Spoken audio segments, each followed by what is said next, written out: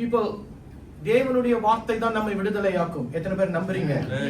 எல்லாமே நமக்கு இருக்கு. உங்களுக்கு பணம் இருக்கலாம், உங்களுக்கு அடையாளம் இருக்கலாம், பட் அது எல்லாமே இட்ஸ் சூப்பர்ஃபிஷியல், மீனிங் அது தற்காலிகம் தான். நிரந்தரமாய் உங்களை தேவனுடைய சமூகத்துக்கு கூட்டிட்டு போய் சேர்க்க வேண்டியது என்ன தெரியுமா? தேவனுடைய வார்த்தை தான். பிகாஸ் அந்த வார்த்தையை நாம் அறிந்து கொண்டால் தான் ஆண்டவர் என்ன மத்தியில எதிர்பார்க்கிறார் என்பதை நம்மால் புரிந்து கொள்ள முடியும். எத்தனை பேருக்கு புரிகிறது நான் என்ன சொல்றேன்? அப்படி தேவனுடைய வார்த்தை நமக்குள்ள தெளிவாய் கிடைக்காத பட்சத்தில் we will think this is right and this is wrong and we will go ahead to do the things that we are doing and thinking that it's all right. So தேவனுடைய வார்த்தை நமக்குள் இருக்கும் என்று சொல்லும்போது என்ன நடக்கும் என்று சொன்னால், நாம் இப்படிப்பட்ட சந்திப்புகள் வரும்போது எங்கே போகலாம், எப்படி போகலாம் என்று நமக்கு தெரியும். மீனிங், எத்தனை பேருக்கு டி ஜங்ஷன் என்ன தெரியும்? வண்டி ஓட்டுறவங்களுக்கு எல்லாம் தெரியும். It's a T junction. இன்னொரு ஜங்ஷன் என்ன junction? It's a cross junction. ரைட்டுங்களா? one is a cross junction, one is a T junction, and then the other one will be a roundabout. We all know that. வண்டி ஓட்டுறவங்களுக்கு தெரியும். ஆனால் இப்ப நானும் நீங்களும் இப்படிப்பட்ட சந்திப்புகளுக்குள்ள நிக்கிறோம் வைங்களேன். வண்டி ஓட்டுறதை பத்தி பேச வேணாம். நிக்கும் போது நான் ஜாக்கிரதையா இருக்கிறேன். இந்த காலகட்டத்துல நான் ஜாக்கிரதையா, இப்ப எப்படி இந்த இடத்துல இருந்து அந்த இடத்துக்கு நான் போவதற்கு நான் ஜாக்கிரதையா இருக்கிறேன். ஆனால் என் வண்டியை ஓட்டுகிறவர்கள் எல்லாருமே என்னை போல ஜாக்கிரதையா இருப்பார்கள் என்று சொல்ல முடியுமா? ஏன் சொல்ல முடியாது? என்னன்னா நம்மை சுத்தி பார்க்கும் போது என்ன நடந்து கொண்டு இருக்கிறது? விபத்துகள் நடந்து கொண்டு இருக்கிறது. So when I want to go to a junction, I need to be very careful, and if I am a driver, if I am a rider, I need to be even more careful. கரெக்ட்டுங்களா இல்லையா? ரொம்ப ஜாக்கிரதையா இருக்கணும். ஏனென்றால் ஒன்று நான் விபத்துக்குள் ஆகி விடுவேன், அல்லது மற்றவர்கள் என்னை விபத்துக்குள்ளாக்கி விடுவார்கள். So we need to be very careful at cross junction or any junctions for that matter. ஆனால் ஆவிக்குரிய ரீதியில் பார்க்கும்போது இப்படிப்பட்ட சந்திப்புகள் வரும்போது I want to lean on God so that God can hold my hand and lead me across. Amen. Understand that? அதாவது ஆவிக்குரிய ரீதியில தேவன் என் கரத்தை பிடிக்கணும், நான் தேவனுடைய கரத்தை பிடிக்க கூடாது. Sometimes people will say, நீ கரத்தை பிடிச்சுக்கோ. கரெக்ட், நான் கரத்தை பிடிச்சுக்குவேன். நான் கரத்தை பிடிச்சா விட்டுருவேனே. நான் தேவனுடைய கரத்தை பிடிச்சா சில நேரத்தில் என்ன செஞ்சிருவேன்? விட்டுருவேன். ஆனால் என் கரம் அவருக்குள் இருக்குமானால் எப்படியா எதை பார்த்தாலும் அப்படி ஓட பார்ப்போம் பாத்தீங்களா, அவர் என்ன செஞ்சிருவாரு? இழுத்து விடுவார். புரியுதுங்களா என்ன சொல்றேன்னு? அதனால இன்றைக்கு ஒரு காரியத்தை உங்கள் மத்தியில் வைக்க ஆசைப்படுகிறேன். I want to bring you to one of the greatest incidents that has happened in the Bible. வேதத்தில் காணப்படுகிற ஒரு பெரிய ஒரு அதிசயமான சம்பவத்துக்கு நான் உங்களை கொண்டு போக ஆசைப்படுகிறேன். என்ன தெரியுமா அது? அது அந்த செங்கடல் பிளப்பது, the parting of the Red Sea. வேதத்தில் பார்க்கும்போது அநேக அற்புதங்களை பார்க்கலாம், but I think this is one of the supernatural wonders of God where nobody can say I have a part of it. அதாவது இதுல எனக்கும் பங்கு உண்டு, எதுல? இந்த அற்புதத்துல எனக்கும் பங்கு உண்டு என்று யாருமே சொல்ல முடியாது. Because it is one of the greatest things that the Lord has done to show his people that he is the God of the supernatural. இயற்கைக்கு அப்பாற்பட்ட ஒரு தேவன் நான் தான் என்று தம்முடைய ஜனங்களுக்கு வெளிப்படுத்தும் வண்ணமாய் இப்படி ஒரு காரியத்தை அவர் செய்தார். பாருங்க, இன்றைக்கு பூலோகத்தில் அநேக காரியங்களை மனிதர்கள் செய்து கொண்டிருக்கிறார்கள். அதை பார்க்கும்போது நம்ம என்ன சொல்றோம்? wow, correct? When we look at things people are doing, we are amazed.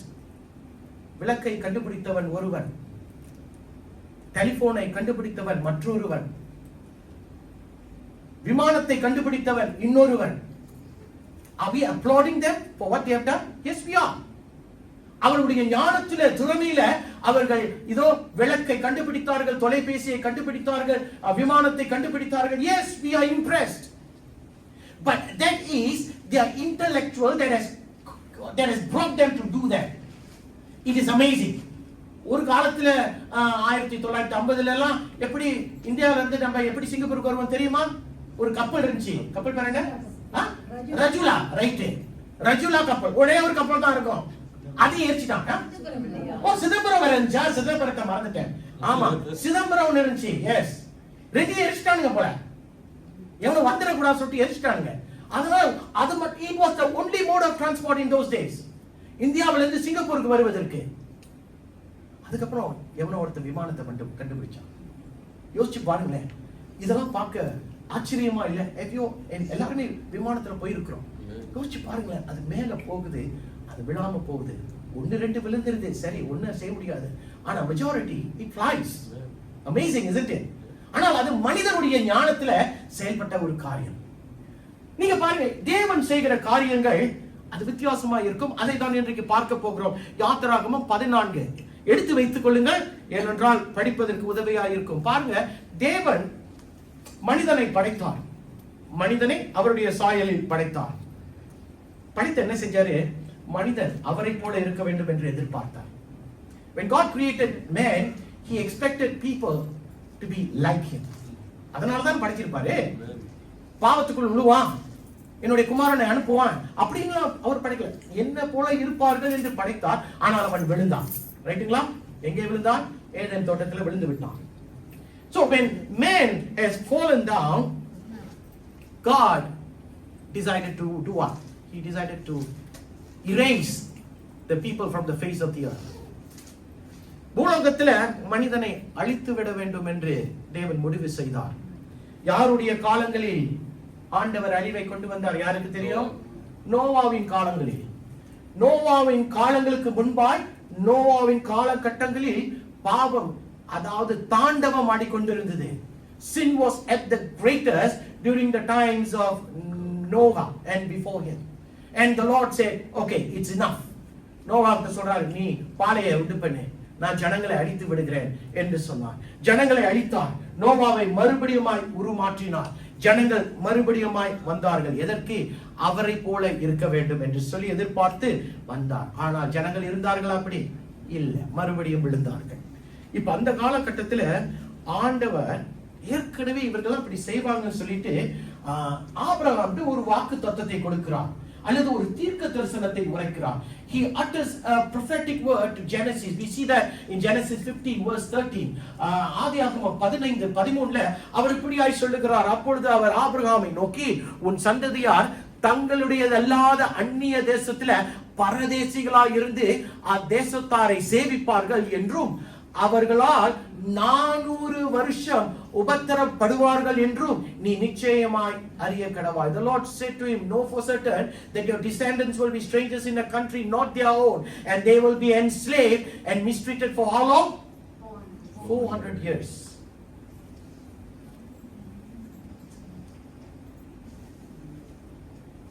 தேவன் இரக்கமுள்ள தேவன் தான். ஆமென் சொல்லுங்க. மனதுருக்கத்தின் தேவன் தான். ஆனால் சில நேரங்களில நாம் தேவனை அறிந்தும் அவரை அறியாதது போல வாழும்போது கர்த்தர் ஒரு காரியத்தை செய்து விடுகிறார். என்ன செய்கிறார் என்று சொன்னால், அவர் உபத்திரவத்தை நம் மத்தியில் அனுப்பி விடுகிறார்.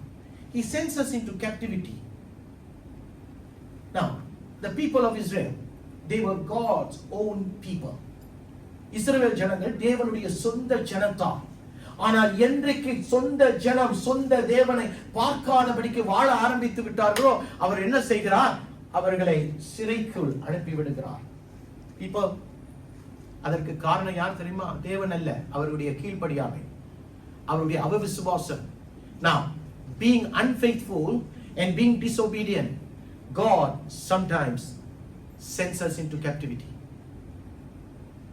How many of you have gone through a captivity? சிறையிருப்பு எப்படி இருக்குன்னு யாருக்காச்சும் தெரியுமா? இருக்கக்கூடாது. ஏனென்றால் அது ஒரு நல்ல வாழ்க்கை கிடையாது. You are restricted. கரெக்டா? நீங்கள் நெருக்கப்படுவீர்கள். இன்றைக்கும் கூட பாருங்க, சில பேர் அப்படிப்பட்ட சிறையிருப்புக்குள் இருக்கிறார்கள்.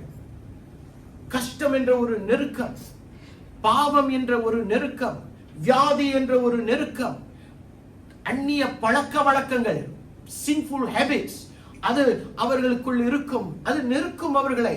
அறிக்கையிடாத பாவங்கள், ஏனென்றால் அவர்களுக்கு அது பாவம் என்று தெரியவில்லையே. They don't even know that sin, and so there are unconfessed sins and they are held in captivity. சில பேருக்கு தங்களுடைய பாவம் என்னவென்று தெரியாது. புரியுதுங்களா என்ன சொல்றேனே?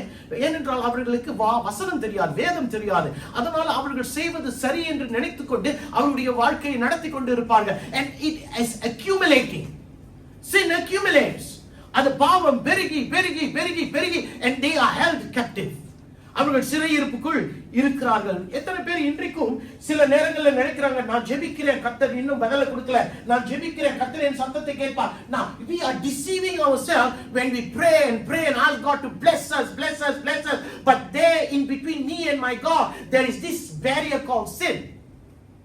எனக்கும் என் தேவனுக்கும் நடுவில் ஒரு பாவம் என்ற அங்க ஒரு கட்டு இருக்கிறது. அந்த கட்டுக்கு மேல என்னுடைய ஜெபம் போக மாட்டேது. அதனால தேவன் என் ஜெபத்தை கேட்க மாட்டேங்கிறார். புரியுதுங்களா என்ன சொல்றேன்? அப்படி புரியவில்லை என்று சொன்னா நான் ஒரு சம்பவத்தை உங்கள் முன்பாக வைக்க ஆசைப்படுகிறேன். லூக்காவில் பார்க்கும்போது 5:19 பார்க்கும் அல்லது 5:20 பார்க்கும்போது இப்படியா ஆண்டவர் ஒரு திமிர்வாதக்காரனை 4 நண்பர்கள் கொண்டு வருகிறார்கள். There were 4 friends who brought what is that fellow called? A paralyzed guy. ஒரு அப்படிப்பட்ட ஒருவன் படுத்த படுக்கையா இருக்கிறான். அவனை தேவனிடத்துல கொண்டு வருகிறார்கள். கூட்டமா இருக்கு. அதாவது கூரையை பிச்சுக்கிட்டு அவனை கீழே இறக்குறாங்க. அந்த சம்பவம் எல்லாருக்கும் தெரியும். ரைட்டுங்களா? முத காரியம், ஆண்டவர் அவனை பார்த்து அவனுக்கு அற்புதம் செய்யணும்னு ஆண்டவர் முடிவு பண்ணிட்டாரு. ஆனா அற்புதம் செய்வதற்கு முன்பாய் அவனிடத்துல சொன்ன முதல் காரியம் என்ன? And this is what it is. அவருடைய விசுவாசத்தை அவர்கள் கண்டு திமிர்வாதக்காரனை பார்த்து ஆண்டவர் முதல் ஒரு வார்த்தை சொல்றாரு. என்ன சொல்றாரு? உன் பாவங்கள் உனக்கு மன்னிக்கப்பட்டது. Now Jesus saw the faith of their friends and he looked at that guy on that bed and he says, first thing he says, your sins are forgiven. And then after that only he says to him, take up your bed and walk. அற்புதம் செய்வதற்கு முன்பாய் ஆண்டவர் பாவத்தை மன்னித்தார் என்று பார்க்கிறோம். அப்ப அவருடைய அற்புதத்துக்கு தடையாய் முதல்ல என்ன இருந்துச்சு? பாவம் இருந்தது. அந்த பாவத்தை ஆண்டவர் எடுத்து போட்டதுக்கு அப்புறம் தான் அவனுக்கு சுகத்தையே கற்றுக் கொடுக்கிறார். புரியுதுங்களா? இன்றைக்கும் நம்ம மத்தியில நானும் நீங்களும் அறிந்து கொள்ள வேண்டியது என்ன தெரியுமா? நம்ம மத்தியில ஏதோ ஒரு ஐயா இங்க பாவம் செய்யலன்னு யாருமே இல்லை. எல்லாருமே ஏதோ ஒரு இடத்துல பாவம் செஞ்சிடுறோம். அது தேவனுடைய அவர் பரிசுத்த கண்ணு. So every small thing that will be to me a small thing appears to be a big thing for him.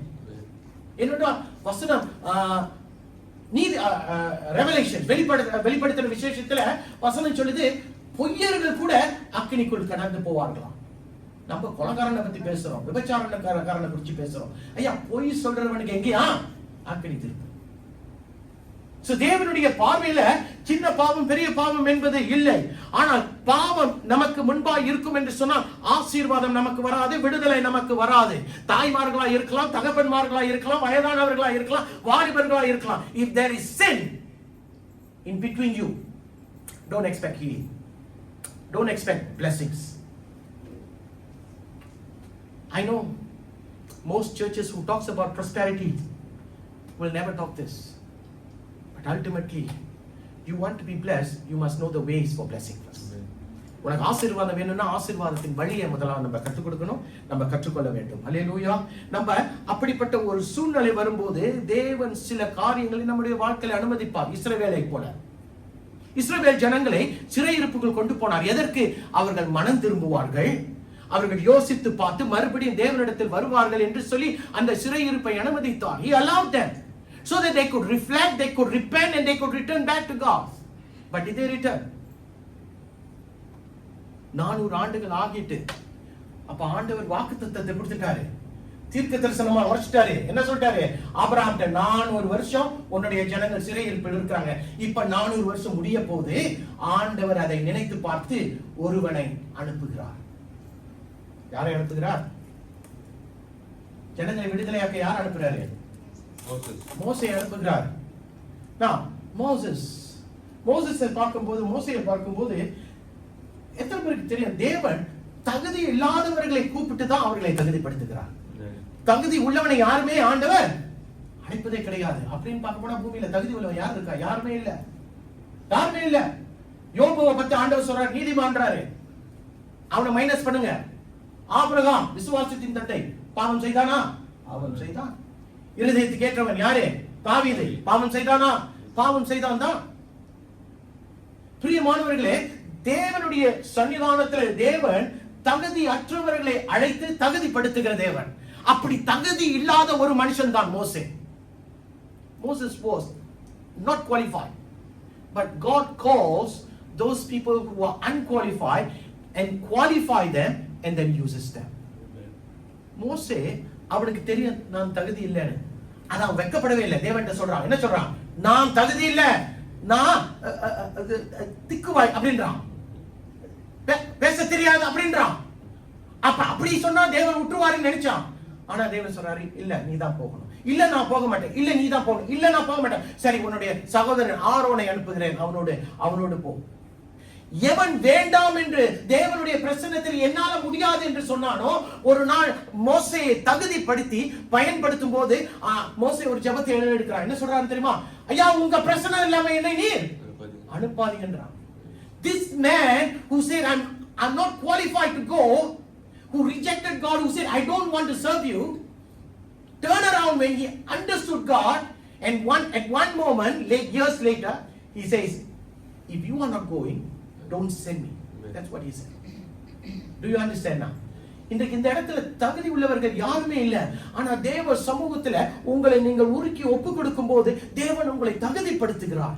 தகுதிப்படுத்தி உங்களை பயன்படுத்துகிறார். பயன்படுத்தும் போது உன்னை சாதாரணமான மனுஷனாய் வைக்க மாட்டார். எப்படி வைத்தார்? அசாதாரணமானவனாய் உன்னை உயர்த்துகிறார். அல்லேலூயா. இதுதானே நமக்கு வேணும். எத்தனை பேர் தாழ்மையிலே இருக்கணும்னு விரும்புகிறோம்? உயர்வுக்கு வரணும். We all want to be going up the success ladder, isn't it? அப்ப இப்படியாய் பார்க்கும்போது மோசே தம்மை ஒப்பு கொடுக்கிறான். ஒப்பு கொடுத்து தேவனிடத்துல ஒரு நண்பனாய் மாறுகிறான். He was the only one man. Do you know in the Bible? வேதத்தை தெரிஞ்சவங்களுக்கு தெரியும், ஒரே ஒரு மனுஷன் தேவனோடு முகமுகமாய் பேசினான் என்று சொன்னால் அது யாரு? மோசே தான். வேற யாருமே இல்லை. முகமுகமாய் பேசினான் என்று சொல்லும்போது தேவனுடைய மகிமை அவனோடு இப்படி பேசும். You cannot see God. ஆண்டவர் அப்படிதான் கேட்கிறான், உங்க முகத்தை நான் பார்க்கணும், என் முகத்தை பார்த்தா நீ செத்தே போயிடுவேன்றாரு.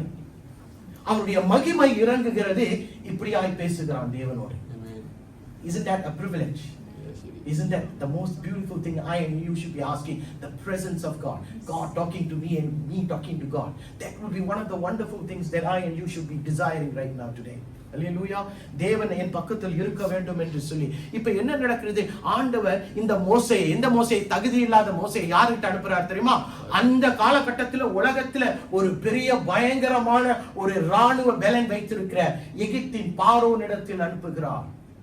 God sends Moses to the most powerful man of that time, and he was the king of Egypt, the Pharaoh. பார்வோனிடத்துல போய் அவன் சொல்லுகிறான், என் ஜனத்தை விடுதலையாக்கும். யார் சொல்றா? மோசே சொல்லுகிறான், என் தேவன் சொல்றார், என் ஜனத்தை விடுதலையாக்கு. பார்வோன் அதற்கு என்ன செய்ய சொல்லுகிறான்? யாத்திராகமம் 5வது அதிகாரம் 2வது வசனம் இப்படியாய் சொல்லுகிறான். அதற்கு பார்வோன், நான் இஸ்ரவேலை போகவிட கர்த்தரின் வார்த்தையை கேட்கிறதற்கு அவர் யார்? நான் கர்த்தரை அறியேன், நான் இஸ்ரவேலை போக விடுவதில்லை என்றான். Now Pharaoh said, who is the Lord that I should obey him, and why should I let Israel go? I don't know him. தேவனை அறியாதவர்கள் தேவனுடைய நற்கிரியைகளையும் தேவன் என்ன செய்ய முடியும் என்பதையும் அவர்கள் அறியாமல் வாழ்வார்கள். But those who know the Lord knows what he is capable of doing. Hallelujah. And we need to know that, people. We must know who is our God. சும்மா not in a supernatural form. தூரத்துல இருந்து எனக்கு தான் தேவனை தெரியுமே அப்படின்னு சொல்லக்கூடாது. அவரை ருசித்து பார்க்கணும், அவரை அனுபவிக்கணும். அவரை ருசித்து பார்க்கும்போது அவரை துதிக்காம இருக்க முடியாது, ஜெபிக்காம இருக்க முடியாது, தேவனுடைய வார்த்தையை படிக்காம இருக்க முடியாது. That kind of a nearness is what the church should be desiring these days. இப்படிப்பட்ட ஒரு நெருக்கத்தை தான் சபையான நானும் நீங்களும் அதை நம்ம என்ன செய்யணும்? அனுபவிக்கிறோம், எதிர்பார்க்கிறோம். இப்ப பார்வோன் இப்படி சொல்லிட்டான், அனுப்ப முடியாது என்று. அப்ப கர்த்தர் என்ன செஞ்சாரு? சொல்லுங்களேன், என்ன செஞ்சாரு?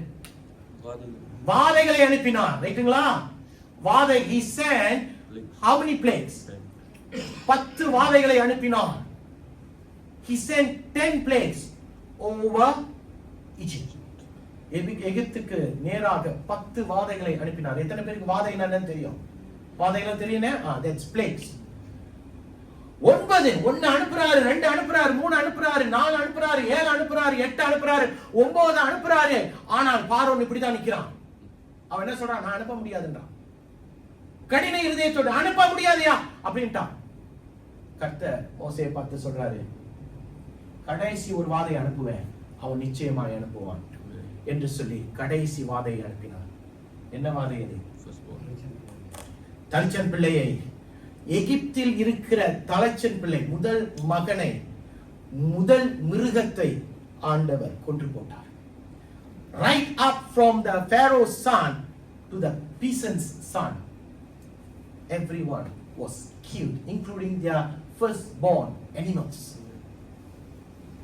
எப்படி இருந்திருக்கும் யோசிச்சு பாருங்க, கற்பனை பண்ணி பாருங்களேன். ஒரு இரவுல எகிப்து புலம்புகிறது, அழுகிறது, கதறுகிறது. ஏன்? எல்லா வீட்லயும் ஒரு சாவு. என்ன சாவு? என் மகன் போய்விட்டான், என் மகன் போய்விட்டான், என் மகன் போய்விட்டான். இப்ப பார்வோன் மோசேயை கூப்பிடுகிறான். அந்த இரவுல கூப்பிட்டு, போதும், உன் ஜனங்களை நீ கொண்டு போ, எனக்கு வேணாம். இப்ப அவனுக்கு தெரியும் தேவன் யார் என்று அறிந்து விட்டான். எனக்கு இனிமேல் வேண்டாம், உன் ஜனங்களை எடுத்துக்கொண்டு போ என்று சொல்லி அவர்களை ஆசீர்வதித்து அனுப்புகிறார்கள். இந்த ஜனங்கள் எத்தனை வருஷம் சிறையிருப்பில் இருந்திருக்கிறாங்க? 400 வருஷம். To be exact, it's 430 years. 430 வருஷம் சிறையில் இருந்திருக்காங்க. வெளிய உலகம் தெரியுமா? அவங்களுக்கு தெரியாது. அவங்களுக்கு தெரிஞ்சதெல்லாம் என்ன தெரியுமா? அடிமைகள். They were slaves in Egypt. எகிப்தில் அடிமைகளாய் இருந்தார்கள். அப்ப இப்ப நீ அவர்களை கூட்டிட்டு வெளியே போ என்று மோசே இடத்துல சொல்லும்போது இவர்களுக்கு ஒண்ணுமே தெரியாதபடிக்கு எகிப்தை விட்டு வெளியே ஏறுகிறார்கள். They are coming out of Egypt because they have been set free, but where would they go? They don't know any trade. They don't know how to fight. வெளியே போனா அவர்களுக்கு எதிரிகள் இருக்கிறார்கள், பெரிய எதிர்ப்புகள் இருக்கிறது. ஆனால் அவர்களுக்கு யாரை சார்ந்திருப்பார்கள்? அழைத்த தேவனை சார்ந்திருக்க வேண்டும். இப்ப மோசே அவர்கள் சார்ந்திருக்கிறார்கள். மோசே யாரை சார்ந்திருக்கிறான்? தேவனை சார்ந்திருக்கிறான். புரியுதுங்களா என்ன சொல்றேன்? They are out from Egypt, but they have no knowledge what to do next. So they had to lean on the man of God called Moses. And Moses had to lean on who? Moses had to lean on God. Why? Do you know how many people were there? It was close to 1 million, it seems. It was about 100,000 men. A few 100,000 men. எல்லா கூட்டங்களையும் பார்க்கும்போது பெண்கள் கூடியா இருப்பாங்களா, ஆண்கள் கூடியா இருப்பாங்களா? பெண்கள் தான். ஏன்னா சில நேரங்கள்ல கணவன் செத்து போயிடுப்பான், கணவன் ஓடி போயிடுப்பான். பாத்தீங்கன்னா கணவர்களை விட பெண்கள் தான் கூடியா இருப்பாங்க. அப்ப அந்த நாட்களிலும் பெண்கள் கூடியா இருக்கணும் தானே. எல்லாருமே வேத வல்லுநர்கள், the Bible scholars are saying it was close to 1 million people that Moses was driving out of Egypt into Canaan. சாதாரண காரியம் நினைக்கிறீங்களா? யோசிச்சு பாருங்க. மோசேக்கு எவ்வளவு பெரிய ஒரு காரியம். 400 வருஷம் அவர்கள் எங்க போகணும்? இப்ப அவர்கள் எங்கே போகணும் சொன்னா கர்த்தர் அவர்களுக்கு என்று ஒரு இடத்தை வைத்திருக்கிறார். என்ன இடம்? கானான். They are supposed to go to Canaan. And Canaan was a land that God called a land flowing with milk and honey. பாலும் தேனும் ஓடுகிற ஒரு இடம். யாருக்கு தயார் பண்ணி வைத்திருக்கிறார்? தம்முடைய பிள்ளைகளுக்கு தயார் பண்ணி வைத்திருக்கிறார். யாரு? தேவன். இவர்கள் என்ன செஞ்சார்கள்? ஒண்ணுமே செய்யல. இவர்களுக்கு தெரிஞ்சதெல்லாம் என்னது? கீழ்ப்படியாமை. இவர்களுக்கு தெரிஞ்சதெல்லாம் அவிசுவாசம். எப்படிப்பட்ட பிள்ளைங்களுக்கு யாரு தயார் பண்றா? தேவன் அவர்களுக்கு தயார் பண்றார். படிங்களேன், உபாகமம் 6வது அதிகாரம். பாருங்க கர்த்தர் எப்படிப்பட்ட ஒரு தேவன் என்று பாருங்க. தகுதி இல்லாத பிள்ளைகளுக்கு படிங்க, யாராச்சும் பார்ப்போம்.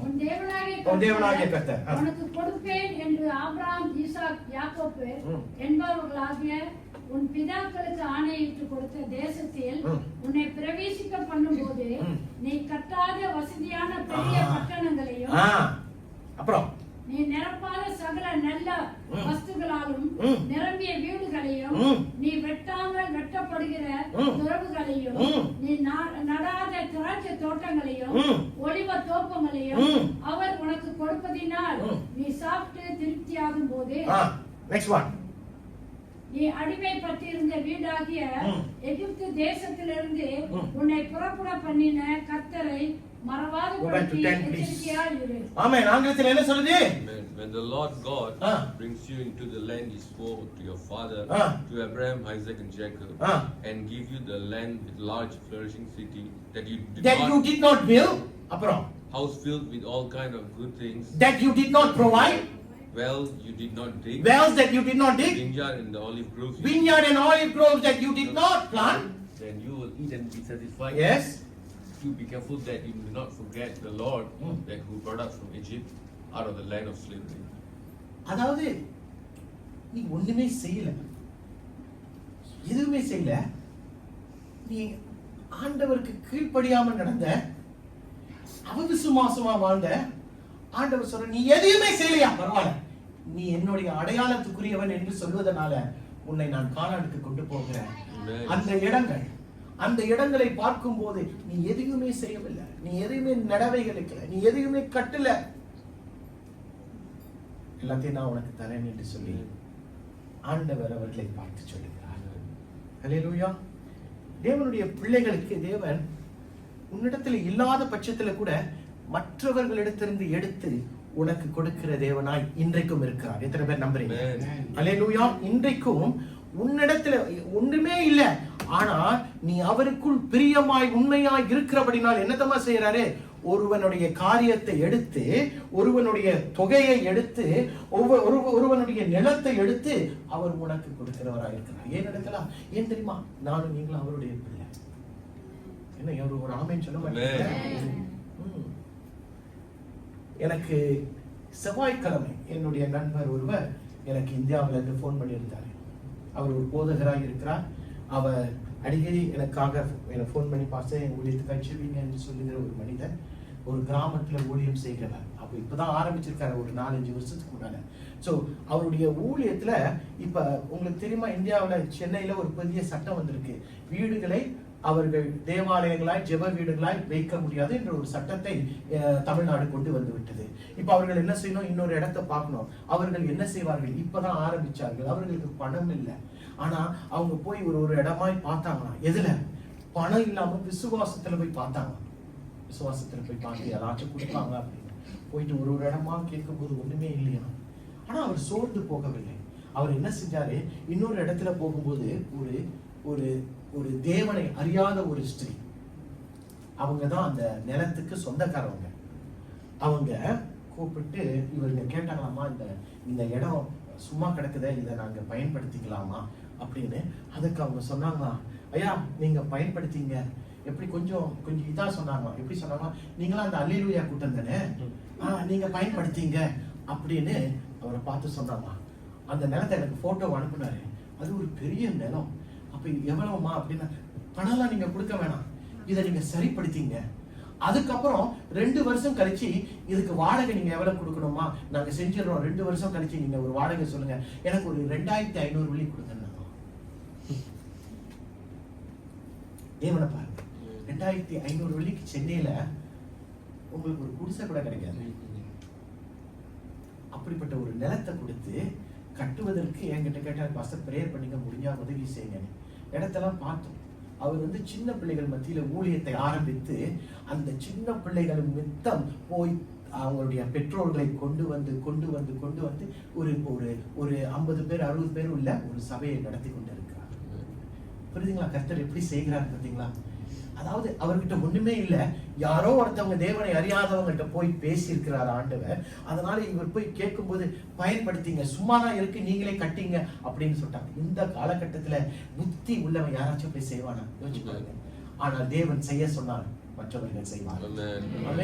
தேவன் அப்படிப்பட்ட தேவனாய் நம்முடைய தேவன் இருக்கிறார். அல்லேலூயா. இன்றைக்கும் கூட நாம் அறிந்து கொள்ளக்கூடிய ஒரு காரியம் என்ன தெரியுமா?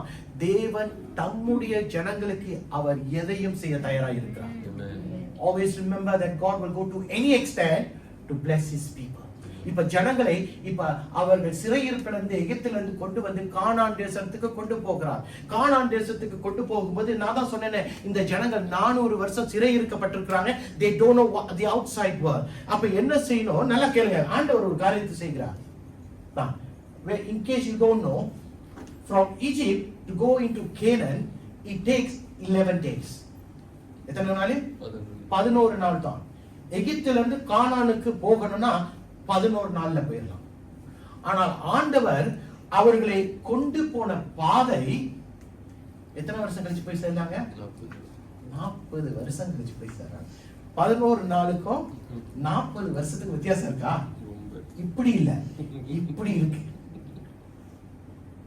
11 நாள்ல போய் சேர வேண்டிய ஒரு இடத்துக்கு ஆண்டவர் அவர்களை வனாந்தரத்துல சுத்தி சுத்தி சுத்தி சுத்தி சுத்த வைத்து 40 ஆண்டுகள் கழித்து அவர்களை தம்முடைய தேசத்துக்கு கொண்டு போகிறார். ஏன் கர்த்தர் அப்படியாய் செய்ய வேண்டும்? வாய் ஏனென்றால் தம்முடைய ஜனங்கள் யார் என்று அறிந்திருந்தார். தம்முடைய ஜனங்கள் கீழ்ப்படியாமல் இருக்கிறார்னு அறிஞ்சிருக்கிறார். எவ்வளவு தேவனுடைய வார்த்தையை சொல்லியும் எவ்வளவு தேவன் அற்புதங்களை செய்தும் அவர்கள் கீழ்ப்படியாமல் அவிசுவாசிகளாய் இருந்தார்கள். அப்ப ஆண்டவர் கோபத்துல ஒரு காரியத்தை செய்கிறார். என்ன செய்கிறார்னா, அவர் சொல்றாரு, என்னை நீ நம்பாம 10 தடவை நீ எனக்கு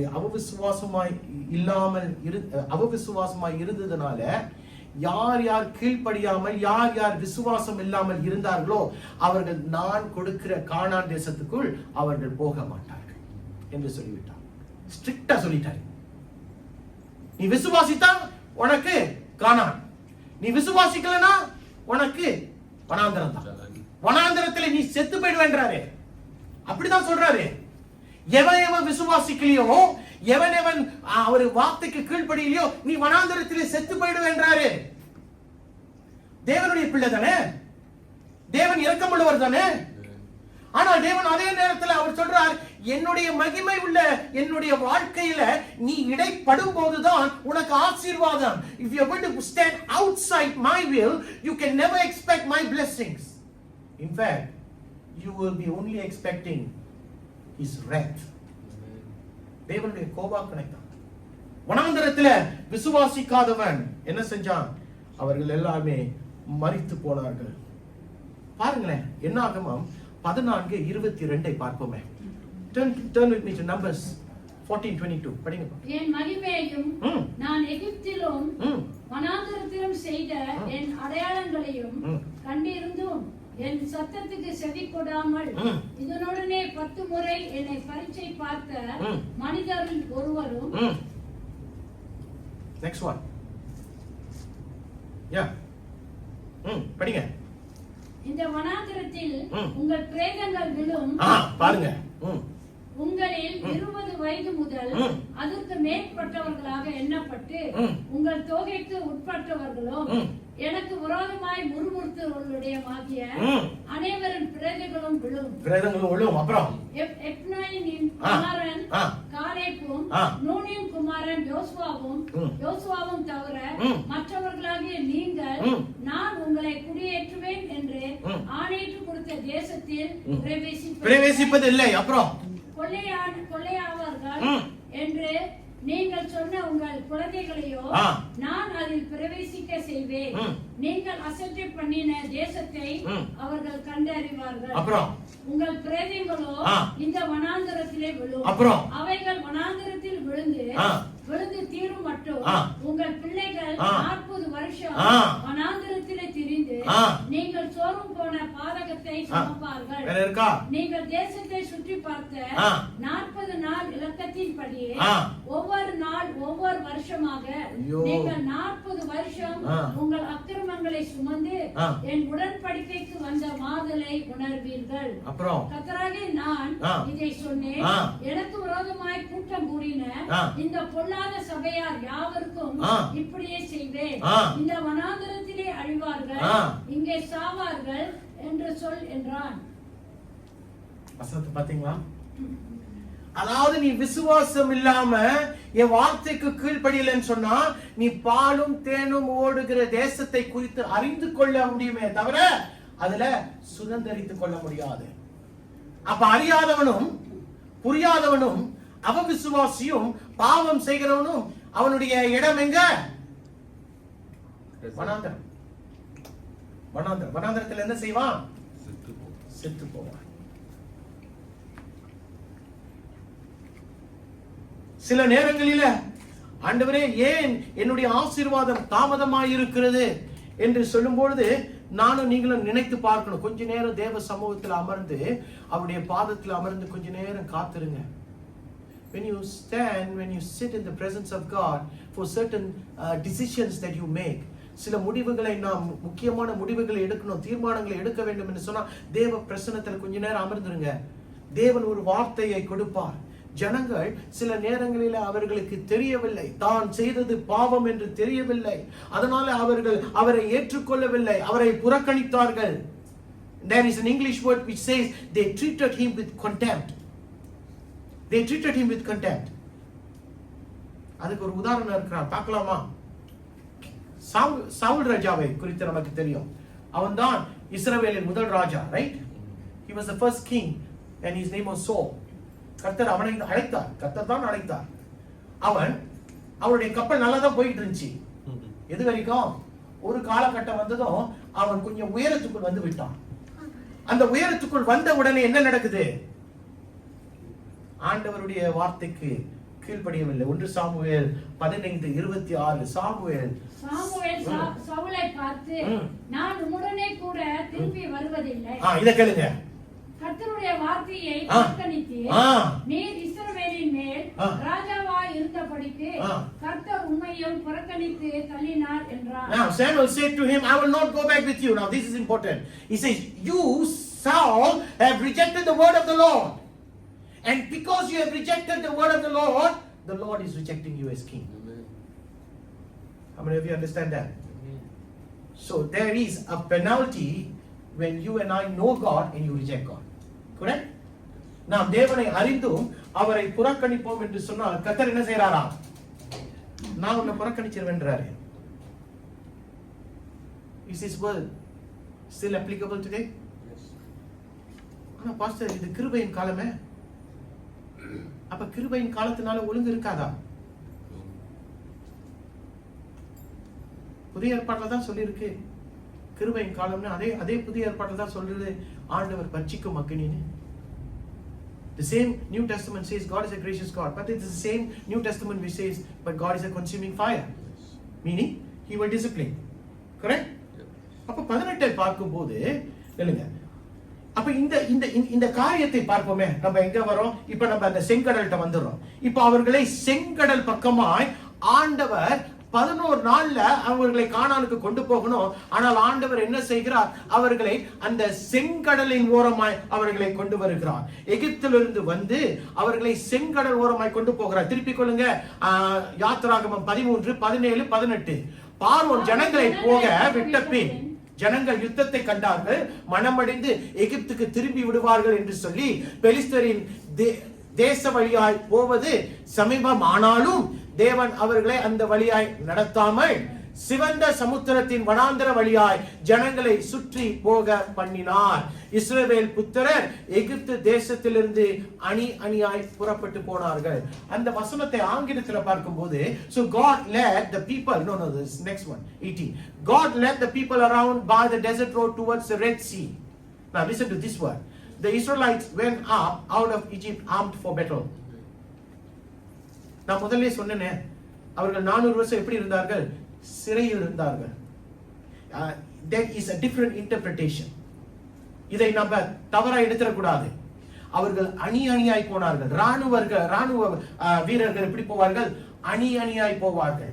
அப்படியாய் தேவன் அவர்களை அணியாய் கொண்டு போனார்கள். எதற்கு? அவர்களுக்கு முன்பாய் இருக்கிற யுத்தங்கள் வருவதற்கு தங்களை ஆயத்தப்படுத்த. அவர்கள் யுத்த வீரர்களாய் அந்த செங்கடலை தாண்டவில்லை. ஏனென்றால் அவர்களுக்கு யுத்தம் பண்ண தெரியாது. Am I making sense here? 400 years these people have been slaves. So they would not how to do battle. They won't know how to fight with their enemies. So they were going as if soldiers will go for battle. ஆனால் அவர்களுக்கு யுத்தம் பண்ண முடியாது. ஆனால் இந்த எந்த நடுவுல எகிப்திலிருந்து இப்ப செங்கடலுக்கு வந்துட்டாங்க. அவர்கள் தேவனுடைய பிரசன்னத்தை பார்த்தார்கள். Do you know that? மேக ஸ்தம்பமாகவும் அக்கினி ஸ்தம்பமாகவும் தேவன் அவர்களோடு வந்தார் என்று வசனம் சொல்லுகிறது.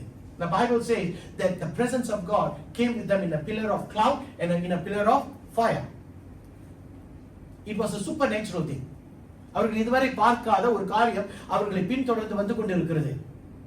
அது தேவன் என்று அவர்களுக்கு தெரிந்திருக்கணும். Because it was a supernatural thing and supernatural things only comes from God. இப்ப தேவன் அவர்களுக்கு என்று ஒரு திட்டத்தை வைத்திருக்கிறார். அதனால செங்கடலுக்கு நேராக அவர்களை கொண்டு வந்து விட்டார். ஆனால் தேவன் இன்றைக்கும் அவருடைய திட்டங்களை யாருக்கும் சொல்லுவது கிடையாது. He will give hints. இன்றைக்கு கடைசி காலத்தில் இருக்கிறோம் என்று நம்ம எல்லாருக்குமே தெரியும் தானே? எல்லாருமே கடைசி காலங்களில் இருக்கிறோம்.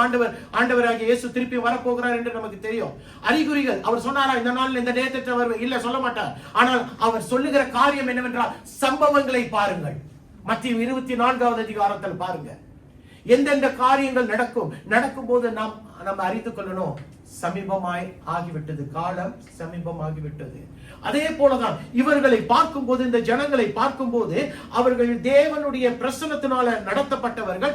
ஆனால் தேவன் இவர்களுக்கு என்று ஒரு திட்டத்தை வைத்தார். அந்த திட்டத்தை வெளிப்படுத்தவில்லை. மோசே கிட்ட கூட திட்டத்தை சொல்ல, மோசே கிட்ட சொல்றாரு, நீ போ, அங்கே என்னுடைய மகிமை வெளிப்படும் என்று சொல்லுகிறார். He just said, you go there, you will see my glory. இப்ப அவர்கள் செங்கடலுக்குள் வந்து விட்டார்கள். இப்ப அடுத்து என்ன செய்யணும்? ஐயா, செங்கடல்ட்ட கோடி ஜனம் வந்துட்டு, there is a million people now facing the Red Sea. திருப்பி போக முடியாதுல, என்னடா அப்படிதானே வந்திருக்கிறாங்க, எந்த பக்கமும் போக முடியாது. இப்ப ஆண்டவர் சொல்றாரு, நீ முன்னுக்கு போன்றாரு. முன்னுக்கு போன்னு சொல்லணும்னா முன்னுக்கு என்ன இருக்கு? செங்கடல் இருக்கு. முன்னுக்கு போகிற வேளையில அவர்கள் திரும்பி பார்க்கிறார்கள். திரும்பி பார்க்கும்போது யார் அவர்களை இதுவரை சிறை இருக்க வைத்திருந்தார்களோ அதே எகிப்தியர்களை அவர்கள் மறுபடியும் பார்க்கிறார்கள். They turn back and they see the Egyptians pursuing them. அணியாய் குதிரைகளோடும் ரதங்களோடும் அவர்களை சார்ந்து வருகிறதை அவர்கள் பார்க்கிறார்கள். So certainly they know that the Egyptians are not coming for a peaceful event. Hallelujah. பிரியமானவர்களே, நம்முடைய வாழ்க்கையில பாருங்க, நம்ம தேவனை எப்படி ஆண்டவரை சார்ந்து நிப்போம்னா எல்லாமே நல்லா போயிட்டு இருக்கோம். அது வரைக்கும் நம்ம என்ன சொல்லுவோம்? தேவன் தாயா, தேவனை போல ஒரு நல்ல தேவன் இல்லை. ஆனால் இன்றைக்கு நமக்கு காரியம் வித்தியாசமாய் மாறுமோ, நமக்கு சூழ்நிலை நமக்கு சாதகமாய் வராமல் இருக்கும் போதுதான் நம்முடைய உண்மையான கிறிஸ்தவம் வெளிப்படும். ட்ரூ உண்மையான கிறிஸ்தவம் எப்ப நம்ம வெளிப்படும்? when things are not going our way, when things are not going the way I expected it to go. எதிர்பார்க்கிற வண்ணமாய் சூழ்நிலை வரவில்லை என்று சொல்லும்போது என்ன நடக்கும்? அப்பதான் பத்தியா நான் சொன்னேன் தானே. நம்ம தேவனை குறை சொல்லுவோம், இவங்களை குறை சொல்லுவோம், அவங்கள குறை சொல்லுவோம். பார்த்து ஒன்னாலதான் இவ்வளவு, நான் பாட்டுக்கிட்டு இருந்தேன் தானே அப்படின்னு சொல்ல ஆரம்பித்து விடுவார்கள். அதை தானே இந்த ஜனங்களும் செஞ்சாங்க. இப்ப அவங்களுக்கு என்ன செய்வது என்று தெரியவில்லை. அப்போ யாத்திராகமம் 14:10 பார்வோன் சமீபித்து வருகிற போது இஸ்ரவேல் புத்திரர் தங்கள் கண்களை ஏறெடுத்து பார்த்து எகிப்தியர் தங்களுக்கு பின்னே வருகிறதை கண்டு மிகவும் பயந்தார்கள். அப்பொழுது இஸ்ரவேல் புத்திரர் கர்த்தரை நோக்கி கூப்பிட்டான். அப்புறம் இப்ப மோசேயை பார்த்து சொல்லுகிறார், எகிப்திலே பிரேத குழிகள் இல்லை என்றால் வனாந்தரத்திலே சாகுபடி எங்களை கொண்டு வந்தீர். நீர் எங்களை எகிப்திலிருந்து புறப்பட பண்ணினதனால் எங்களுக்கு இப்படி செய்தது என்ன? அப்புறம் நாங்கள் எகிப்தில இருக்கும்போது நாங்கள் எகிப்தியருக்கு வேலை செய்ய எங்களை சும்மா விட்டுவிடும் என்று சொன்னோம் அல்லவா? நாங்கள் வனாந்தரத்திலே சாகுறதை பார்க்கிலும் எகிப்தியருக்கு வேலை செய்கிறது எங்களுக்கு நலமாயிருக்குமே என்றார்கள். Hallelujah. In English it says, as Pharaoh approached, the Israelites looked up, and there were the Egyptians marching after them, and they were terrified, and they cried out to the Lord. And they said to Moses, now they cried out to the Lord, and then now they want to find a scapegoat. And who's the scapegoat here? Moses. And they look at Moses now and say, was it because there were no graves in Egypt that you brought us into the desert to die? What have you done to us by bringing us out of Egypt? Didn't we say to you in Egypt, leave us alone, let us just serve the Egyptians? It would have been better for us to serve the Egyptians than to die in the desert. இந்த மாதிரி ஜனங்களை பார்த்தா எப்படி இருக்கும்? ஓடுற மாதிரி இருக்காது. இவ்வளவு நேரம் தேவன் செய்ததை பார்த்துட்டு இப்போ ஒரு எதிரி வருகிறான் என்று சொல்லும் பொழுது, அவர்களுக்கு விரோதமாய் ஒரு காரியம் எழும்பும் போது செய்த காரியங்களை மறந்துட்டாங்க. பார்த்தீங்களா? செய்த காரியம், தேவன் அவர்களுக்கு செய்த காரியங்களை மறந்துட்டாங்க. அந்த எகிப்தில பிரேத குழியுமே இல்லையா, இங்கதான் நான் வந்து சாகணுமா என்று கேட்கிற அளவுக்கு அவர்கள் தரமட்டமாய் போய்விட்டார்கள். சில நேரங்களில் கீழே இருந்து பழக்கப்பட்டவங்க மேல வந்தா they don't want the change. Do you know there are some people like that? They are more comfortable downstairs. அந்த மூலையில என்ன விட்டுருங்க, நான் பாட்டுக்கு இருக்கிறேன்னு சொல்ற கூட்டம் இருக்கும். அவங்களுக்கு உயர்த்த. ஏனென்றால் அவர்கள் அந்த கீழே இருந்து அந்த அந்த அந்த சிறையிருப்புல இருந்து அந்த கட்டப்பட்ட நிலையிலிருந்து அவர்களுக்கு சொகுசாயிடுச்சு. ஜெயிலுக்கு போனா 3 வேளை சாப்பாடு, தூக்கத்துக்கு தூக்கம், எக்ஸசைஸ்க்கு எக்ஸசைஸ். தெரிஞ்சவங்க எல்லாம் அப்படிதான் சொல்லுவானுங்க, இது போதும் நல்லா இருக்கு. எது எது 3 வேளை சாப்பாடு, எக்ஸசைஸ், நல்ல தூக்கம், பாடி ஃபிட்டா வச்சுக்கலாம். Sometimes we are so accustomed to the kind of life that we have once lived, and when God says, I want to bring you a little bit up, what do we say? No.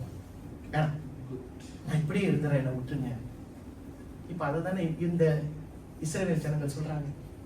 மோசேயை பார்த்து சொல்றாங்க, என்ன விட்டுறியா அப்படின்னு. மோசேக்கு விரோதமாய் அவர்கள் எழுப்பி போனதுனால அவர்கள் தேவனுக்கு விரோதமாய் எழுப்பி போகிறார்கள். அப்படிதானே? When you go up against Moses, they are going up against God. They fail to realize. எதை மறந்து போனார்கள்? இதே தேவன் தான் அவர்களை எகிப்தில 400 வருஷம் சிறையிருப்பில் இருந்தீங்க, உங்களை நான் தான் கொண்டு வந்தேன் என்று சொன்ன தேவனை மறந்து விட்டார்கள். இப்ப மறந்து அவருடைய குழப்பமும் அவருடைய பயமும் அவருடைய மரண பயமும் அவர்கள் கண்களை மூடி தேவனுடைய நற்கிரியைகளை பார்ப்பதற்கு தடையாய் மாறிவிட்டது. இன்றைக்கு நம்முடைய வாழ்க்கையில அப்படிதான். நல்லா யோசிச்சு பாருங்க, நல்லா யோசிச்சு பாருங்க. Sometimes we don't even know what to do when things don't go our way. We are so confused.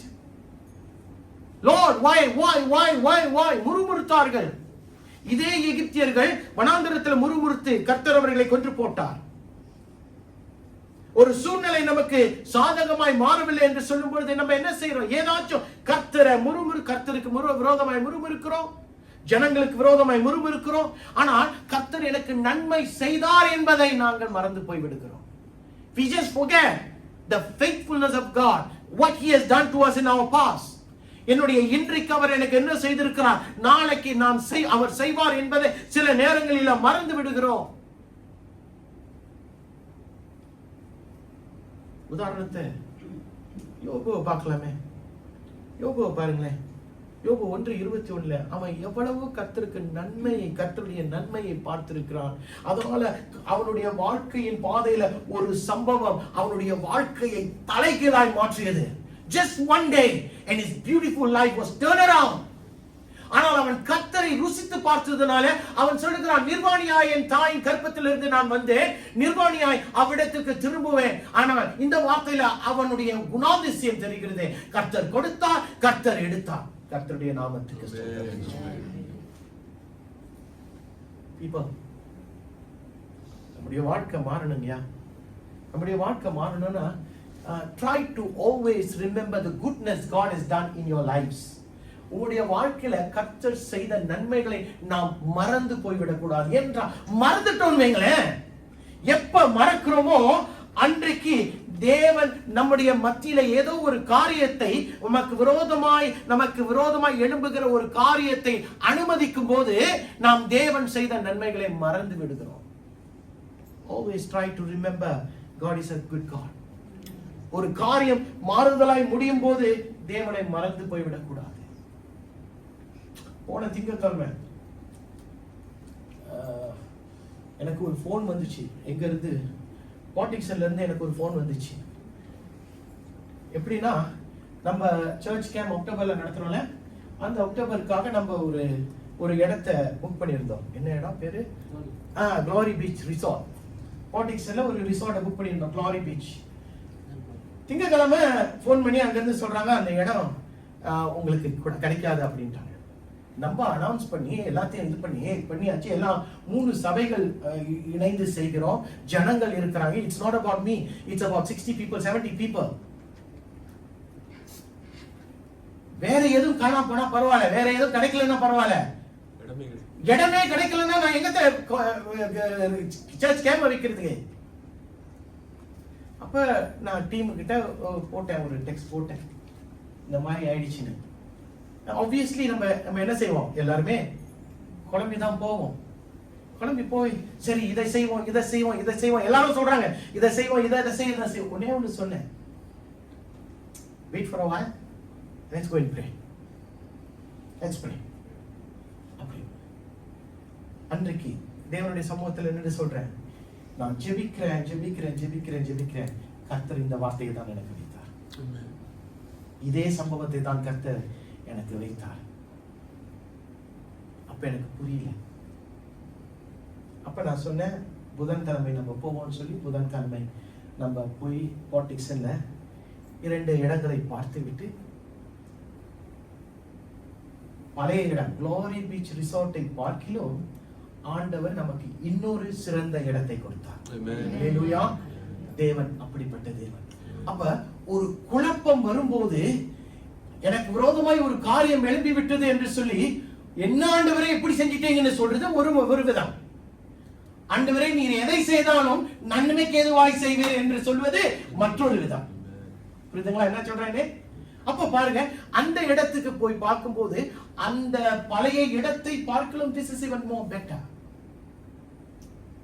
So always remember, கர்த்தர் தம்முடைய பிள்ளைகளுடைய வாழ்க்கையில எதையாச்சும் ஒன்றை அனுமதித்தார் என்று சொன்னால் அதை குறித்து முறுமுறுக்க வேண்டாம்.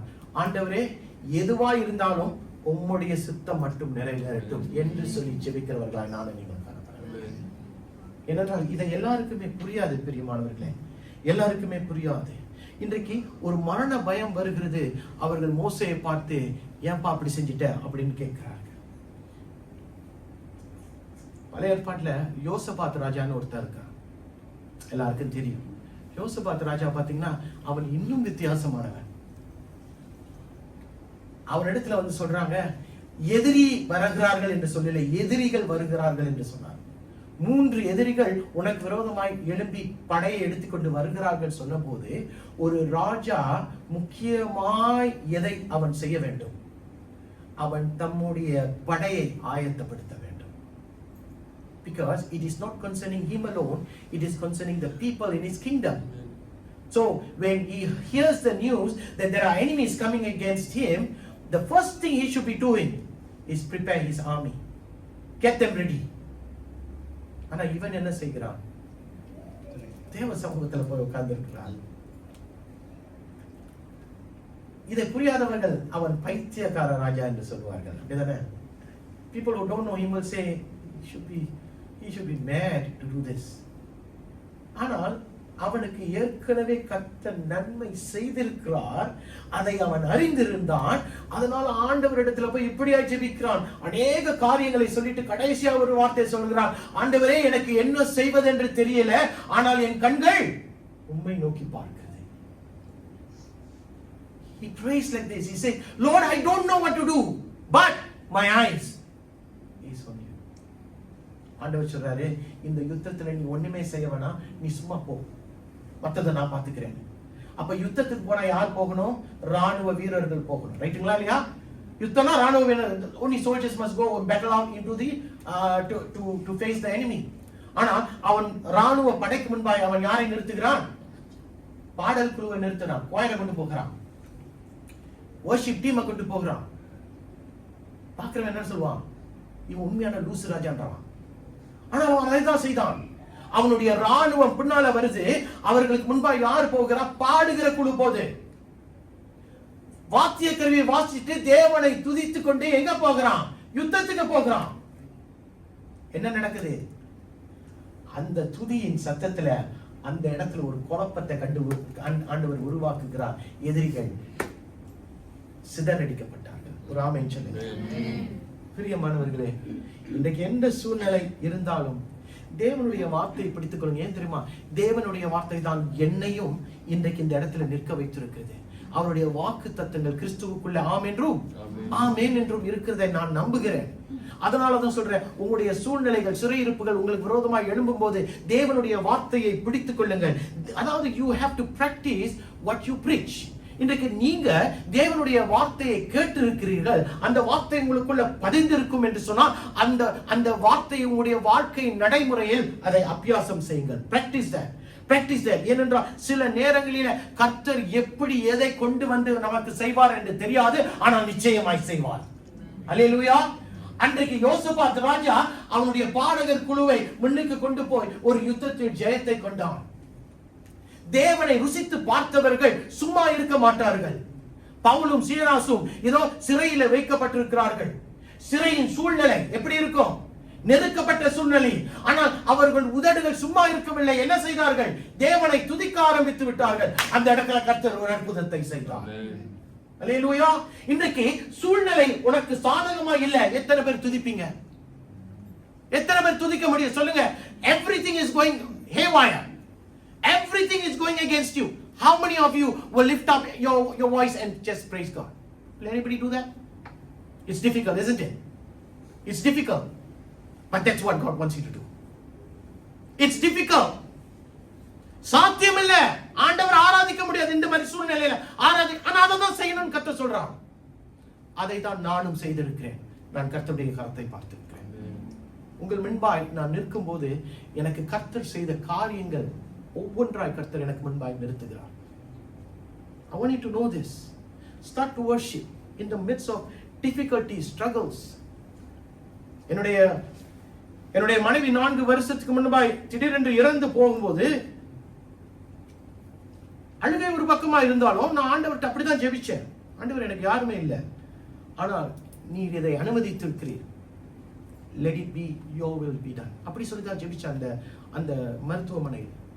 So I want you to know, people, if you have tasted the Lord, you will know that at every nook and corner, if you have struggles, the Lord will be with you. I just don't preach it because I say, I preach it because I've experienced it. அதனால தான் உங்கள்கிட்ட நான் சொல்றேன். இன்றைக்கும் கூட மோசேயை பார்க்கும்போது 15வது வசனத்துல இப்படியாய் அப்பொழுது கர்த்தர் மோசேயை நோக்கி, நீ என்னிடத்துல முறையிடுகிறது என்ன? புறப்பட்டு போங்கள் என்று இஸ்ரவேல் புத்திரருக்கு சொல்லு என்று சொல்லுகிறார். 16 பார்ப்போம். நீ உன் கோலை ஓங்கி உன் கையை சமுத்திரத்தின் மேல் நீட்டி சமுத்திரத்தை பிளந்து விடு. அப்பொழுது இஸ்ரவேல் புத்திரத்தார் சமுத்திரத்தின் நடுவாக எட்டாந்தரையில் நடந்து போவார்கள். இப்ப என்ன நடக்குது? 15 பார்ப்போம். இப்படிப்பட்ட சூழ்நிலை வரும்போது இஸ்ரவேலர்கள் அவர்களை தாக்குவதற்கு வருகிறார்கள். ஜனங்கள் என்ன செய்கிறார்கள்? மோசேயை பார்த்து முறுமுறுக்கிறார்கள். மோசே சும்மா இருக்க முடியுமா? மோசே யாரை பார்த்து முறுமுறுத்திட்டு இருக்கிறான்? ஆண்டவரை பார்த்து முறுமுறுத்திட்டு இருக்கிறான். அந்த இடத்துல ஆண்டவர் சொல்றாரு, stop it. God tells Moses to stop praying. God tells Moses, don't call me now. Why? He says, go to 16. He says, this is not the time to call me. This is a time for you to act. அதாவது ஆண்டவர் என்ன சொல்றார் மோசேகிட்ட? ஐயா, இந்த இடத்துல ஒரு காரியத்தை செய்ய வேண்டும் என்று சொன்னா என்னிடத்துல இப்ப நீ ஜெபிக்க வேண்டாம். ஏனென்றால் நீ ஜெபிச்சு வழியை நான் உன் கரத்திலேயே கொடுத்து விட்டேன். அற்புதம் உன் கரத்துல தான் இருக்கு என்று யார் சொல்லுகிறார்? தேவன் சொல்லுகிறார். யார்கிட்ட சொல்றார்? மோசேகிட்ட சொல்றாரு. You understand what I'm saying? God is telling Moses, don't look at me, don't call on me, because the miracle is not with me now. Where is the miracle? The miracle is in your hands. The miracle is in your hands. Where, God? Look at your staff. உன்னுடைய கோலை பார். இப்ப உன் கோலை வைத்து கர்த்தர் ஏற்கனவே அற்புதத்தை செய்திருக்கிறார் மோசேயை கொண்டு. God has done so much miracles using that staff that was in the hands of Moses. And now God says, just use that staff. That is your miracle. Use that. நான் என்ன ஆண்டவரே செய்யணும்? 14ல பார்க்கும்போது உன்னுடைய 16 பார்க்கும்போது சமுத்திரத்துக்கு நேராய் உன் கோலை ஓங்கி உன் கையை தூக்கி சமுத்திரத்தின் மேல நீட்டு. அற்புதம் உன் கையில இருக்கு. நீ அங்க போக வேணாம், இங்க போக வேணாம், போதகட்ட போக வேணாம், தேவனிடத்துல கூட அந்த நேரத்துல போக வேணாம். அவர் சொல்றார், உன்னை நான் முழுமையாக்கி விட்டேன், இப்ப அற்புதம் நீதான் என்று சொல்லுகிறார் மோசேயை பார்த்து. God is saying, you are the miracle, Moses. You are the miracle. That miracle is in your hands. Use it right now and the Red Sea will part. உன் கோலை செங்கடலுக்கு நேராய் நீட்டு. என்ன நடக்கும்? அந்த தண்ணீர் இரண்டாய் பிளக்கும். இரண்டாய் பிளக்கும் போது என்ன நடக்கும்? ஜனங்கள் முறுமுறுத்துக் கொண்டிருந்தானே, அந்த ஜனங்களை அந்த இரட்டாந்தரையின் நடுவில் அவர்கள் கடந்து போவார்கள். நல்ல ஒரு ஆமீன் சொல்லுங்க. இது ஒரு பெரிய காரியம் பிரியமானவர்களே. ஏனென்றால் செங்கடலை பிளக்க முடியுமா? நான் கொஞ்சம் இதை நான் தயார் பண்ணும்போது I was looking at the Red Sea. செங்கடலை பார்க்கும்போது இது ஒரு சாதாரண ஆறு கிடையாது, அது ஒரு கடல். அப்படி என்றால் ஆசியா கண்டத்துக்கும் ஆப்பிரிக்கா கண்டத்துக்கும் இந்த செங்கடல் கடந்து போகிறது. It is part of the Indian Ocean. இந்திய பெருங்கடலுக்கு நேராய் இந்த செங்கடல் போகிறது. அப்ப இந்த கடல் ஆழமா, ஆழம் இல்லையா? அப்படிப்பட்ட ஒரு செங்கடலை தம்முடைய ஜனங்களுக்காக ஆண்டவர் பிளக்கிறார். It is like what I told you earlier, it is one of the greatest miracles in the Bible. வேதத்தில் காணப்படுகிற மகா பெரிய அற்புதங்களில் இதுவும் ஒன்று. மோசே தம்முடைய கரத்தில் இருக்கிற கோலை ஓங்கி சமுத்திரத்துக்கு நேராக நிற்கிறான். செங்கடல் பிளக்கிறது. செங்கடல் பிளக்கிறது. ஜனங்கள் அப்படியான இரட்டாந்தரையில் they walked on dry ground. They walked on dry ground. How many of you will say this is not a miracle? If this is not a miracle, then what is? இது அற்புதம் இல்லை என்று சொன்னால் வேற எதுதான் அற்புதம்? என்ன சொல்ல வருகிறேன்? இதை நான் சொல்லி முடிக்கிறேன். பிரியமானவர்களே, உங்களுடைய முழுமை என்ன தெரியுமா? உங்களுடைய சிந்தை, உங்களுடைய கண்கள், உங்களுடைய இருதயம், உங்களுடைய குணாதிசயங்கள் ஒவ்வொன்றும் தேவனை நோக்கி பார்த்து பார்த்து பார்த்து பார்த்து கொண்டே இருக்கும் என்று சொன்னால் உன்னிடத்தில் அற்புதம் உண்டு. உன்னிடத்தில் அற்புதம் உண்டு. Do you understand what I'm saying? மோசே 10 கட்டளைகள் வாங்குவதற்கு ஆண்டவரை சந்திக்க சீனாய் மலைக்கு ஏறினார். கரெக்ட்டுங்களா? எத்தனை நாள் இருந்தாரு? 40 நாள். ஓகே, 40 30 தெரியல, 40 நாள். 40 நாள் கழித்து அவர் கீழே வரும்போது அவனிடத்தில் ஒரு மாற்றம் காணப்பட்டது. என்ன மாற்றம்? அவனுடைய முகம் பிரகாசித்தது. His face was glowing. Yeah, why was his face glowing? Why was his face glowing? He was in the presence of God for 40 days. தேவ பிரசன்னத்தில் அவன் 40 நாள் இறங்கி வரும்போது அவனுடைய முகம் பிரகாசிக்கிறது. ஜனங்கள் அவன் முகத்தை பார்க்க முடியவில்லை. Do you understand what I'm saying, people? The more time you spend with God, your entire life will start to glow. It's just not your face, people. It's just not your thoughts. உங்க சிந்தை மட்டும் இல்ல, உங்களுடைய கண்கள் மட்டும் இல்ல, உங்க முகம் மட்டும் இல்ல, உங்க வாழ்க்கை பிரகாசிக்கும். என்னடா மோசே அவன் தேவ சமூகத்தில் இருந்ததுனால, அவன் தேவனை சார்ந்து இருந்ததுனால அவனுக்குள்ள கர்த்தர் அவருடைய பிரசன்னத்தை முழுமையாய் மாற்றி விட்டார். அதனாலதான் ஆண்டவர்கிட்ட சொல்றாரு, ஆண்டவர் மோசே பத்தி சொல்றாரு, என்ன நோக்கி பார்க்காத. There are sometimes we need to call on God, but there are sometimes you don't have to call on God. You have to start exercising your rights as a child of God. தேவனுடைய பிள்ளையா இருக்கிற ஜெபம் முக்கியம்தான். ஆனா எல்லா நேரத்திலும் ஜெபிக்கலாம். கர்த்தர் கடந்து போகும்போது இல்லப்பா ஜெபிக்கலாம், இல்ல நீ போய் அவனை செஞ்சு இல்லப்பா நான் இன்னும் ஜெபிக்கிறேன். You are using prayer as an excuse of not going out to seek out the purpose of God. சில நேரங்களிலே இதைதான் செய்கிறார்கள். சபைகளிலும் அப்படிதான். We take prayer as an excuse and fail to move out when God tells you to move out. காதுள்ளவர்கள் கேட்கணும். அற்புதத்துக்காக இங்கு அடைய வேணாம், அங்கு அடைய வேணாம், இவர்கிட்ட கேட்க வேணாம், அவர்கிட்ட கேட்க வேணாம். அற்புதம் சில நேரங்களில் கர்த்தர் நம்முடைய கரத்தில் வைத்து விட்டார். All you need to do is go into your prayer room, kneel before God. கர்த்தருடைய சன்னிதானத்தில் போய் அறையில போய் கதவை மூடிக்கொண்டு தேவனுடைய சமூகத்தில் கொஞ்ச நேரம் துதித்து அவரை பாடி, ஆண்டவரே இந்த சூழ்நிலைக்கு நான் என்ன செய்ய வேண்டும் என்று சொல்லும் பொழுது கர்த்தர் உனக்கு அந்த ஞானத்தை கொடுப்பார். அந்த ஞானத்தினால எந்த காரியம் உனக்கு விரோதமாய் எழும்பினாலும் அதை நீ மேற்கொள்ளுவாய். ஆமென். அதை நீ மேற்கொள்ளுவாய். இதை நம்பணும். 3 காரியம் நடந்தது. ஜனங்கள் இருக்கிற இடத்திலிருந்து மற்றொரு இடத்துக்கு கடந்து போனார்கள். 3 காரியம். என்னது? முதலாவது, மோசே தம்முடைய கரத்தை வானத்துக்கு நேராய் உயர்த்தினான். ஹல்லேலூயா. நீ தேவனை நோக்கி உன்னுடைய கரத்தை நோக்கி கூப்பிடும் போது அடுத்த ஒரு காரியம் நடக்குது. கர்த்தர் தண்ணீரை 2ஆய் பிளக்கிறார். ஹல்லேலூயா. When you look up to God and you raise up your hands, God divides your situation. The situation is no more yours. God takes over. Hallelujah. சூழ்நிலை நீ கையை நீட்டாத வரைக்கும் அந்த சூழ்நிலை நீ தான் சாதிச்சு நீ தான் அதை சமாளித்துக் கொண்டிருக்கணும். But once you raise up your hand, now God takes over and God divides. And what happens next? What happens next is You cross over. You cross over. You cross over from this place, you cross over to the new destination that God has designed for you. 3 காரியங்களை பாருங்க, எவ்வளவு அற்புதம்.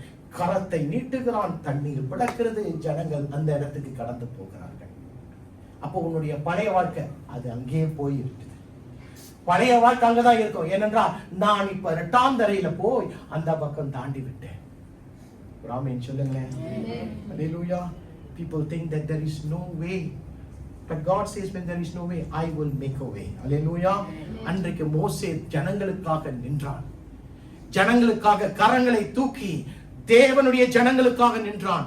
ஆனால் இன்றைக்கோ ஆண்டவராகிய இயேசு உனக்காக எனக்காக நிற்கிறார். உன்னை மீட்கிற ஒரு தேவனாய் இருக்கிறார். உன்னை விடுதலையாக்குற ஒரு தேவனாய் இருக்கிறார். உனக்கு அற்புதம் செய்கிற தேவனாய் இருக்கிறார். அவர் உனக்கு வழியை திறக்கிற ஒரு தேவனாய் இருக்கிறார். Just like how Moses stood up there for his people, today the Lord Jesus Christ stands for the church. Who is the church? You and me. Today God stands as your redeemer. God stands as your rescuer. God stands as your miracle worker. God stands as your way maker. Hallelujah. இன்றைக்கு கர்த்தரை பிடித்துக் கொண்டார். இது கஷ்டம் என்று சொல்லுகிறதை அதை கஷ்டம் இல்லாதபடிக்கு கர்த்தர் மாற்றுகிறார். இது முடியாது என்று சொல்லும் பொழுது கர்த்தர் சொல்லுகிறார், உன்னால முடியாது, என்னால் முடியும். வளர்ச்சிக்கு தடையாய் இருக்கிறது, அந்த வளர்ச்சிக்கு தடையாய் இருக்கிறவனை எடுத்து போட்டு உன்னை உயர்த்துகிறவராய் இருப்பார். அல்லேலூயா. இன்னைக்கு தேவன் மேல நம்முடைய கண்கள் இருக்கணும். எபிரேயர் 12:2 சொன்னதை போல விசுவாசத்தை துவங்கினவரும் முடிக்கிறவருமாகிய இயேசு கிறிஸ்துவின் மேல நம்முடைய கண்கள் இருக்கணும். Because when there is no way, God will make a way.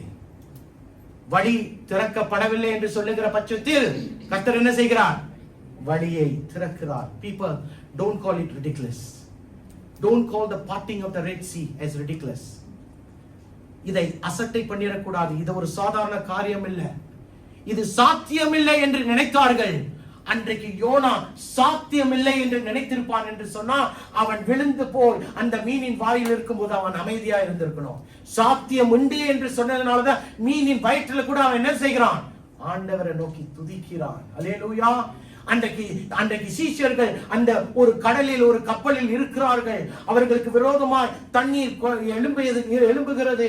இரவு வேளையில கடல் கொந்தளிக்கிறது. அவர்கள் ஆண்டவரே என்று நோக்கி கூப்பிடுகிறார்கள். என் வாழ்க்கை முடிந்து போகிறது என்று அவர்கள் எண்ணவில்லை. ஆண்டவர் செய்ய முடியும் என்று ஆண்டவரை நோக்கி கூப்பிடுகிறார். ஆண்டவர் வந்து இறங்கினார். அன்றைக்கு அவர்கள் கூப்பிட்டார்கள், ஆண்டவர் அன்றைக்கு இறங்கினார். இன்றைக்கு நானும் நீங்களும் கூப்பிடும் போது ஆண்டவர் இன்றைக்கு நமக்காக இறங்குவார். ஆமென் சொல்லுகிறேன். அல்லேலூயா. இன்றைக்கு இந்த வசனத்தை கேட்ட நானும் நீங்களும் ஒன்றே ஒன்று தான் செய்யணும். எப்படிப்பட்ட சமுத்திரத்தை கர்த்தர் பிளந்து போட்டாரோ அந்த சமுத்திரத்தை பார்க்கிலும் என்னுடைய சூழ்நிலை, உன்னுடைய சூழ்நிலை, தமிழ்ல சொல்லுவாங்க ஜுஜுபி, ஒண்ணுமே இல்லை. It's a small thing compared to what God can do for his people at the Red Sea. Whatever I and you are going through right now, it is a small matter, and you need to confess that. You need to confess that my God is a bigger God than your situations. உன்னுடைய சூழ்நிலைகளை பார்க்கிலும் என்னுடைய தேவன் பெரியவர் என்று நீ சொன்னாலே போதும். நீ கர்த்தரை கனப்படுத்துகிறதுனால கர்த்தர் வந்து இறங்கி வந்து உன்னை கனப்படுத்துவண்ணம்